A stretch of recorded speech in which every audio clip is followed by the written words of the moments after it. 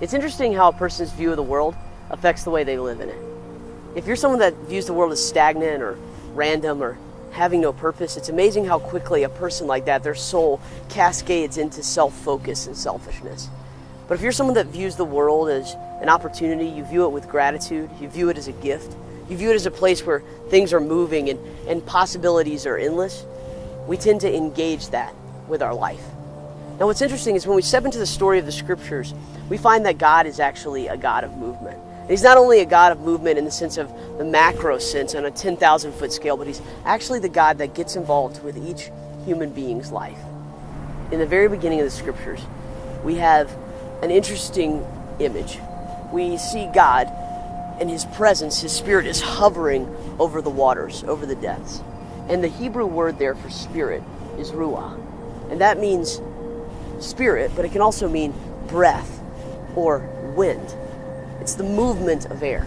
And what's interesting is right here at the beginning, we see spirit, but then in chapter 2, God breathes the ruah. He breathes the breath into man's nostrils as he makes him out of the dirt. And man actually becomes a living being. See, it's the very essence, the very nature, the very spirit of God that ignites humanity to life.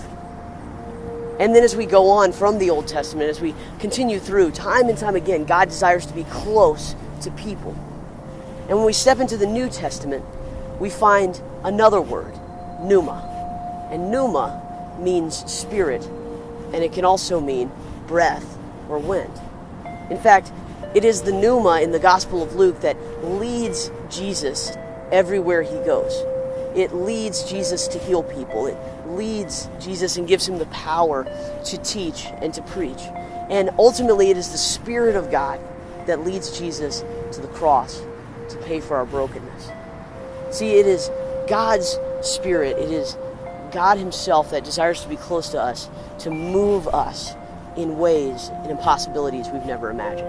And then at the end of this story, in the end of Jesus' physical life on earth, he blesses his disciples with the pneuma, with the Spirit. In fact, in Acts 1:8, it says that you will receive power, you will receive authority when the pneuma, the Holy Spirit, comes on you, and you will be witnesses, representatives, reflections of me to the entire world. See, there's a word for what this is called. It's called commission. It's when we as a people decide to move because God has moved before us. And Jesus' disciples choose in this moment to follow after him in such a powerful and beautiful way that it changes the face of the world. And so really the question for us is, if the Holy Spirit is going to come inside of us, what happens to us? Because see, I would say many times in religion, we think that our job is to become informed. That we sit and we become informed about the rules of God, or we sit and we are informed about the virtues of God, and then we have to make a decision.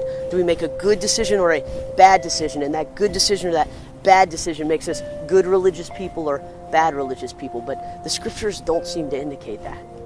The scriptures say that the Spirit comes into your life to lead you into commission, to lead you into mission. See, the Holy Spirit did not come into your life to inform you, but to transform you.